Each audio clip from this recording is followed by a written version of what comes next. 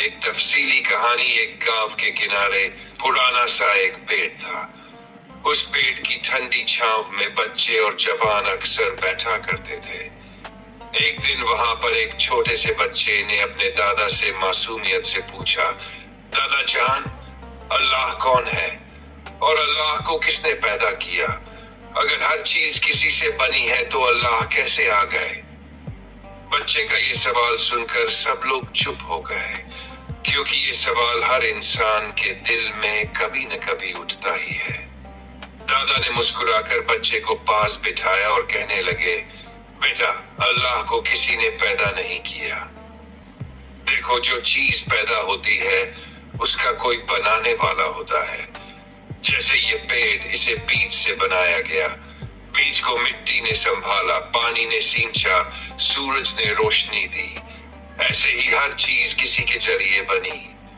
लेकिन अल्लाह वो पैदा करने वाले हैं, खुद पैदा किए हुए नहीं। वो न तो कभी खत्म होंगे और न कभी शुरू हुए थे। वो हमेशा से थे, हैं और हमेशा रहेंगे।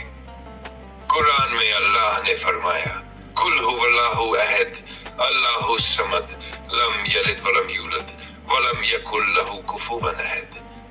यानी अल्लाह एक है, बेनियाज है, न उन्होंने किसी को जन्म दिया और न वो खुद किसी से जन्म लिए, और न ही उनका कोई हमसफर या बराबरी करने वाला है। अगर सब कुछ है तो बनाने वाला कौन?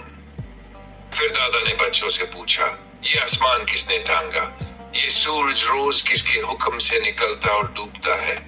ये चांद, ये सितारे, ये हवाएं, ये दरिया, क्या ये सब अपने आप से बन गए? बच्चे बोले, नहीं दादा जान, कोई बनाने वाला तो होगा। दादा ने कहा, हाँ बेटा, अगर हम एक छोटी सी घड़ी को देखते हैं तो जानते हैं कि इसे किसी कारीगर ने बनाया। तो ये पूरी कायनात इतनी बड़ी और इतनी हसीन, क्या ये बिना बनाने वाले के हो सकती है? बिल्कुल नहीं। इसका बनाने वाला सिर्फ और सिर्फ अल्लाह है। अल्लाह को क्यों नहीं देख सकते? बच्चा फिर पूछता है, अगर अल्लाह है तो हमें क्यों नहीं दिखते? दादा बोले, बेटा, क्या तुम हवा को देखते हो? नहीं। लेकिन क्या तुम्हें हवा महसूस होती है? हाँ। क्या तुम अपनी रूह को देखते हो?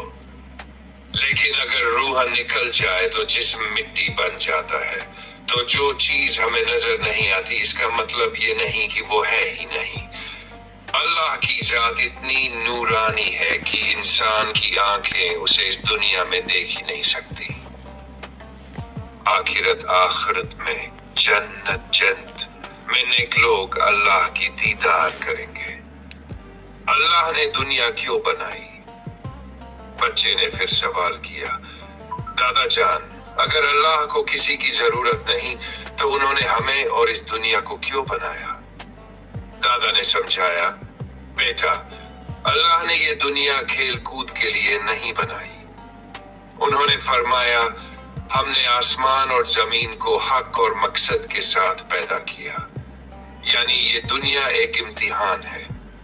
यहाँ इंसान को आजमाया जाता है, कौन सच्चा है और कौन झूठा, कौन नेक है और कौन गुनहगार। अगर कोई इंसान अल्लाह पर ईमान लाकर नेक काम करता है तो उसे जन्नत का इनाम मिलेगा, और अगर कोई अल्लाह को भुलाकर गुनाहों में लग जाता है तो आखिरत में सख्त सजा दी जाएगी। अल्लाह कहाँ है? बच्चा चुप होकर सोचने लगा और फिर बोला, दादा जान, अच्छा ये बताइए कि अल्लाह कहाँ रहते हैं? दादा ने मुस्कुराकर कहा, अल्लाह किसी जगह के मोहताज नहीं है, वो हर जगह मौजूद है। वो हमारे दिल की धड़कन से भी करीब है। अगर तुम दिल से उन्हें पुकारो तो वो तुम्हारी दुआ सुनते हैं। वो जमीन के अंदर चींटी की आवाज भी सुनते हैं और आसमान में फरिश्तों की तस्बीह भी। फिर दादा ने सब बच्चों को कहा, याद रखो बेटा, अल्लाह को किसी ने नहीं बनाया। वो बेइंतहा कुदरत वाले हैं। उन्होंने हमें बनाया ताकि हम उनका शुक्र अदा करें, उनकी इबादत करें और नेक जिंदगी जिए। जो इंसान पूछे अल्लाह को किसने बनाया, تو جواب یہی ہے کہ اللہ کو کسی نے نہیں بنایا، کیونکہ اگر اللہ کو کسی نے بنایا ہوتا تو وہ بنانے والا اصلی خدا ہوتا، لیکن اللہ اصلی، ازلی اور ابدی مالک ہے۔ ہر چیز ان کی بنائی ہوئی ہے اور وہ خود کسی کے بنائے ہوئے نہیں۔ اور پھر بچے کی آنکھوں میں چمک آ گئی۔ اس نے کہا، اب میں سمجھ گیا دادا جان کہ اللہ ہی سب کے مالک ہیں اور ہمیں انہی کی عبادت کرنی چاہیے۔